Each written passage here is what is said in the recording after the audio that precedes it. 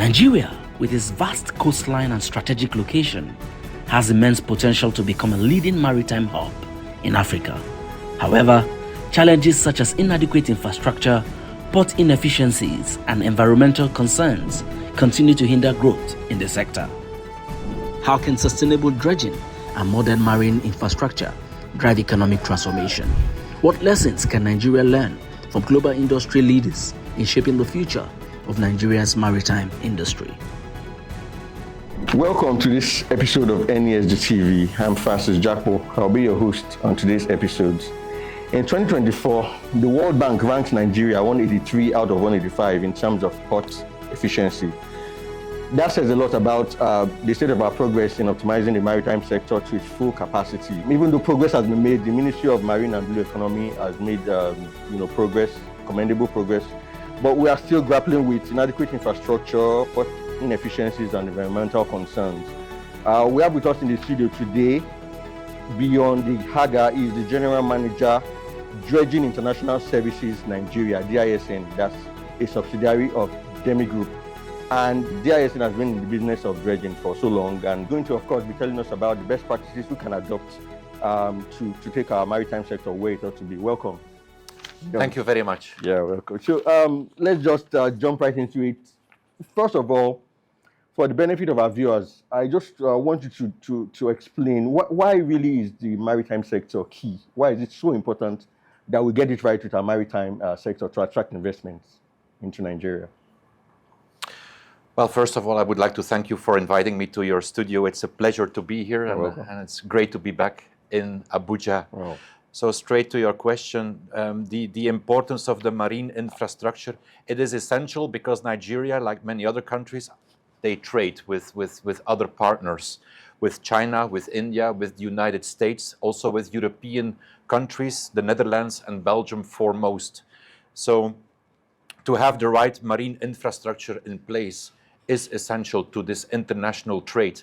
And international trade also comes with employment, with increase in life standards, the transfer of knowledge and technologies, the import-export of commodities. So they are essential to the quality of life. Thank you very much. Now, this is very key because you are an expert. Because we might be looking at it from the Nigerian perspective. We know the challenges we're grappling with now from the perspective of a foreigner, so to speak, who is invested in the sector. What are the challenges you perceive, and what do you feel we can do to optimize, our marine infrastructure to take us where we ought to be? If we look into the challenges that are specifically faced here in Nigeria, let's maybe take a comparison all over Africa to begin with. So we have about 54 countries in Africa. 36 of them are exposed to a sea or to an ocean.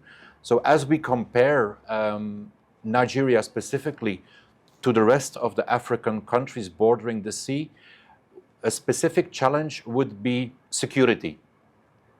Not just Nigeria, other countries in the Gulf of Guinea, they face similar challenges. Also, port congestion would be a great challenge in Nigeria. It is good to see that infrastructure investments are in fact ongoing, Lekki Deep Sea Port, for example, or the recently developed port of Onne. They help meet already part of this challenge.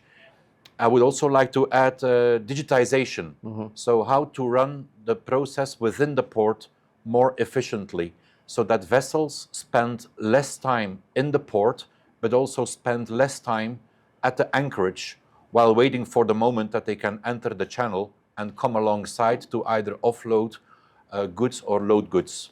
Very, very important that you mentioned these points. Now, this takes me back to the question that in 2019, we signed an MOU with the Port of Antwerp for best practice and knowledge transfer and all of that. So basically 6 years down the line, piggybacking on this World Bank report that says we are 183 out of 185, do you think we've moved a step forward? Did the MOU, did the partnership, did it achieve the milestones that were anticipated?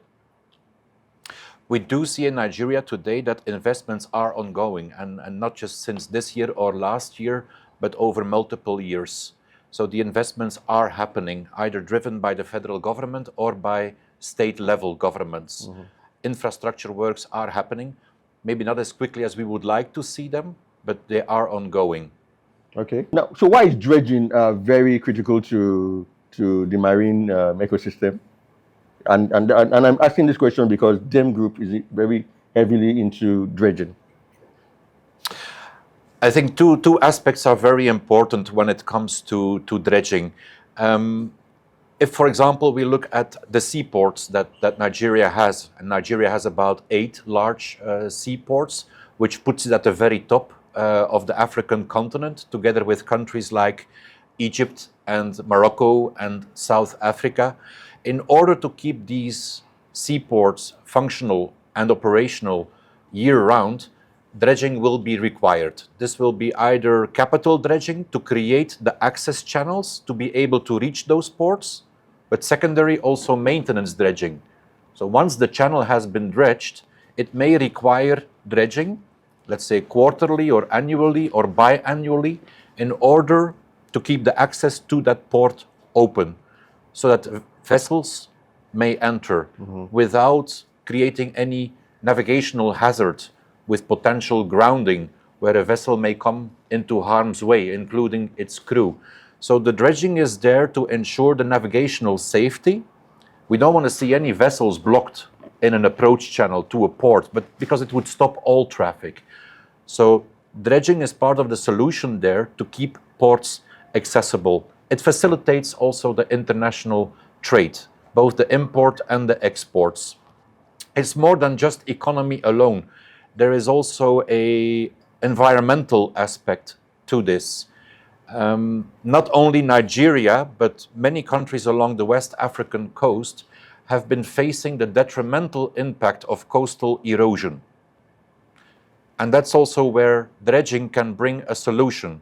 In some parts of West Africa, this solution has already been implemented to stop the coastal erosion and to protect the livelihoods and the businesses and the agriculture and the fishing communities that live on those shores.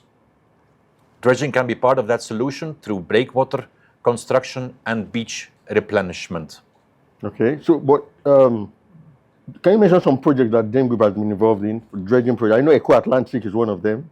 Are there some other ones that you could just pinpoint to buttress your points?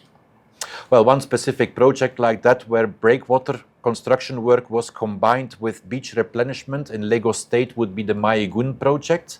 Another one in nearby Ghana, not too far away from Tema, at the river mouth of the Volta River.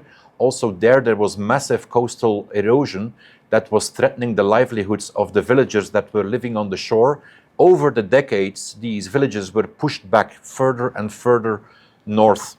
You mentioned Eco Atlantic, which is, to my knowledge, the biggest one actually in entire West Africa. This is a project that commenced in 2010. It encompasses the reclamation of about 100 million cubic meter, and it recreates the former coastline that used to be there, but which disappeared because coastal erosion took away the beach year after year after year. And it's not just sand disappearing off the beach, it's also the floodings that occur and bring devastation to people's homes, to businesses. And I believe that the importance of a project like Eco Atlantic is understated. It is difficult to quantify the importance of the protection it provides to Victoria Island. We cannot really put a number to how many floods would have occurred over the past 15 years if it wasn't for Eco Atlantic City project.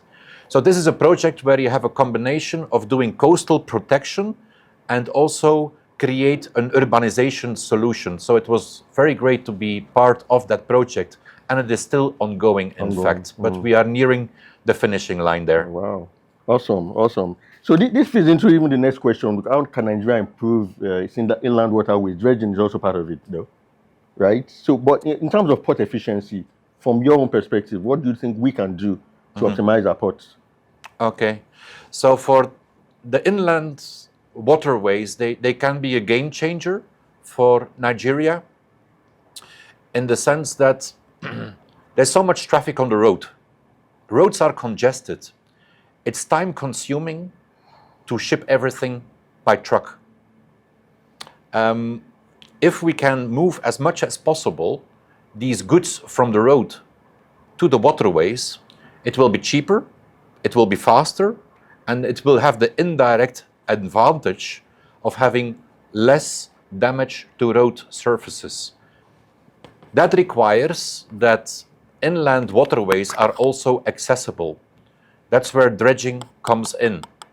But the advantage of the dredging on the inland waterways is not limited to economic advantage.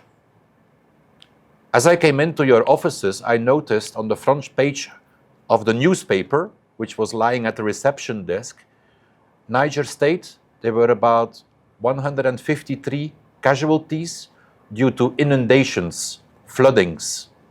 Well, through dredging, water may be evacuated more quickly, and therefore whenever heavy downpours occur during the rainy season, that water can also be evacuated more quickly if rivers are properly dredged.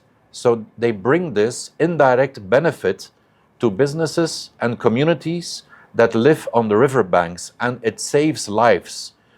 It is not by anyone's choice that these kinds of disasters occur. It is nobody's wish. But it is, in my opinion, a choice if you deal with the consequences of such disasters, because you can be preemptive. You can do the dredging on time, that the negative impacts of floodings are way less than what they are now today. So the rainfall is not a choice, but the choice to do nothing about it, that is a choice. And I hope that choice will be different in the future, and that more will be done to prevent the flooding, because it benefits the people in those riverine communities. Exactly. Now, since, and I mentioned this earlier, that you're an expatriate and you are seeing it from an investor perspective. So I know an MOU was signed in 2019 between Nigeria and the Port of Antwerp. So in that sense, what lessons can we learn from Belgium? Because the Port of Antwerp is about the second biggest port in Europe, right? The second biggest. So what lessons can we draw from you as a success story, basically in that area? Yeah, I think any country can learn so much from many other countries. If we look at Nigeria specifically and what we have done in this regard in Belgium, a few ideas come to mind. Both Nigeria and Belgium are federal states. It is, in my opinion, advantageous to leave the decisions as much as possible on a state level. Nigeria's states, all 36, are big. Nigeria is a big country, but even an individual state in Nigeria is easily as big as the entire country of Belgium. So Belgium is very small compared to Nigeria in terms of its size. But even within Belgium, you see that a lot of decision making is left to the local level. So I think if the federal level in Nigeria empowers the state level, that would be beneficial, because they are the most knowing about the local conditions, about what are the levers that need to be activated to boost the economy, to create employment. They are more aware of the sensitivities of the communities that live within that state. So therefore, empowering the local level would be a very positive step. Secondly, the implementation and abiding by environmental regulation is also key, because economic development will only be sustainable if it is also done properly with respect for the environment. Therefore, I would say that an agency like NESREA is an agency that needs to be strengthened to ensure that all development also happens in compliance with environmental regulations. If I may give a specific example of what we have, in my opinion, done very well in Belgium, and that can be interesting for many countries around the world, including Nigeria, is that how in Belgium we have succeeded in moving a lot of cargo off the roads, out of the trucks, and shift this cargo towards the inland waterways. That has been a very positive development. But also not just for the transportation of goods and cargo, but also for people. Say, for example, the city of Antwerp. I love to visit I love to visit the city of Antwerp. It's a great city. Go ahead. But to get there by car can be extremely tedious. Oh, wow. So what you can do is you just park your car where it's easy to park, you buy a ticket and go with the water bus. You'll be on the water, you'll be enjoying the surroundings, some fresh air around you as you sail through the port of Antwerp, and they will drop you right off where you need to be in the center of Antwerp. No hassle with your car, no traffic jams, no being stuck in the tunnel, no arriving late at your appointment, and that's great. So I'm also happy to say that I recently learned a few months back that also Lagos is looking into this solution. So the Lagos State Authority for Waterways is now planning to develop more jetties, more terminals, to get people to move about, commute in and out of the city, so that there will be also less cars and buses on the road. I believe this will be very beneficial for Lagos and ease the stress on the traffic, because on Monday mornings and Friday evenings, it can be. by all means, if possible, change your itinerary, I get that. because you might be stuck for a really long time. So that's a positive development. Yeah. But with the satellite ports, you basically like the deep sea ports, do you feel we are close to where we should be based on your own experience from the Port of Antwerp perspective? Those satellite ports, for instance, are they close, anything close to what we should be doing? Well, if we name Lekki Deep Sea Port specifically, they are not yet at full capacity, but that capacity is already growing. So they had their inaugural year, and now they are ramping up. So if we look at where does Nigeria stand within Africa in terms of the size of its maritime business, depends what parameter you are considering. We could say maybe go by the number of large seaports. And that would already put Nigeria at the top. Tinkan Tinkan, for example, but also Escravos, One, Apapa, also the NLNG terminals at Bonny River. So there's a lot of activity, a lot of terminals already in Nigeria, but it puts Nigeria about third on the African continent. Now, if we were to go by another metric, say, for example, the TEU, the 20-foot equivalent units, so that's like the 20-foot containers or an equivalent in volume shipped, we would still find countries like Morocco and Egypt at the top of that ranking, but then it becomes a bit blurry who's third and who is fourth or fifth. So South Africa is there, Lomé, Togo, also Ghana, but also Nigeria. And with Lekki Deep Seaport coming to capacity, those volumes will increase. And I believe that Nigeria, in that sense, will solidify that third or fourth position in the rankings. Awesome. Yeah. Oh, wow. So, but in all of this, do you see regulation as an issue? I mean, the Shippers Council Act and all of those acts, is there a particular act that we need that will now buttress the effort so far that can, give our ports that capacity they need?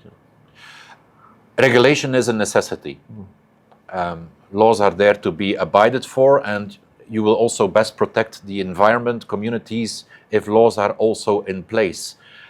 As a Nigerian business or as a foreign investor in Nigeria, you will, however, come to the conclusion that there is a lot of regulatory overhead. And it may be on the federal level, it may be on the state level, it may be on the local level. There are many maritime agencies to be dealt with, and they often also overlap. So there is a bit of an unclarity over there. So if this could be streamlined, I believe this would be beneficial towards more investment in the maritime sector in Nigeria. Such as the national single window system, even though it's teasing, but then...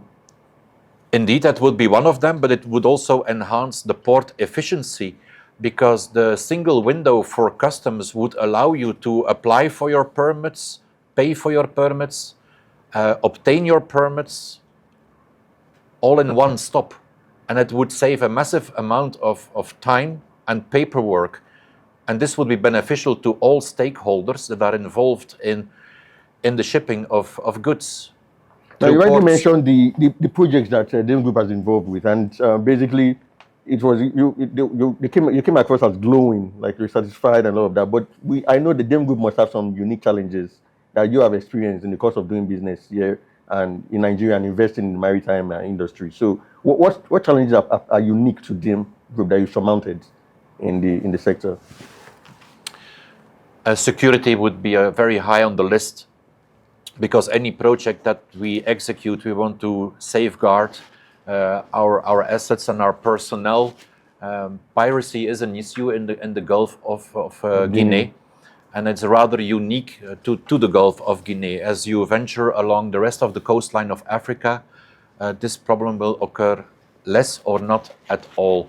So piracy would definitely, and insecurity would be very much on that list. And there is a big role to play for the Nigerian Navy to continue to ramp up the effort to guarantee safety in the coastal waters of Nigeria. Okay. Well, in terms of the effort so far, do you feel we are 50%, we are 40% to securitize the Gulf of Guinea and all of that? Are we close? Efforts are being made, but we also see what is reported through the press and the incidents that occur, that the effort needs to be kept up and maybe ramped up as well in terms of capacity, because insecurity is still there. Still there. So it begs the question if the means available to tackle piracy are also adequate, or if the scope needs to be revisited and that more funding needs to go to the Navy to be able to tackle this challenge. Awesome. So now the question still pivots to how to attract investments into our maritime sector. You are an investor and you've had checkered experiences, but there are some people that still push back from investing because of all of these issues you've mentioned. So I know you've mentioned some, but just make it holistic now. What can we actually do to attract investment into our maritime sector, besides security and some other things you've mentioned? I think the key word here is infrastructure. And it plays at two levels. On the one hand, you will need the investment to create the infrastructure, and you will need to partner up with specialists to create that infrastructure. And secondly, once the infrastructure is in place, you will attract other kinds of businesses, because now you have what is needed in terms of the facilities, the jetties, the terminals, the ports, the power stations. Also essential, a good connection from any port, both coastal or inland, good connection to quality roads and railway, always with the idea of minimizing the distance over land and maximizing the distance over water. But without proper road and railway connections, it is also hard for a newly built modern port to thrive. It needs to connect to suppliers and buyers of goods. Okay, awesome. I think you've basically given us a holistic picture of what we can do to optimize our maritime sector. Thank you very much, our viewers, for staying with us. It's been a very interesting and insightful conversation with Bjorn Dejaegher. He's the General Manager, Dredging International Services Nigeria, a subsidiary of DISN Group. Like as rightly mentioned, there's a lot of progress that has been made so far, which is why DISN is still a player in our maritime sector. But again, a lot needs to be done to optimize our maritime industry for port efficiency, to ensure that we also have a single window so potential investors are not stressed, and also to bring all stakeholders to the table so we don't have too many players making documentation a very, very Herculean and difficult process for potential investors. But again, we are doing quite well, but there's still a lot that needs to be done. And if we adopt some of these strategies he has mentioned, hopefully our maritime sector can be fully optimized. Thank you very much for staying with us. And in case you haven't liked and shared, visit nesgroup.org/TV to learn more. I'm Francis Jakpor. Until next time.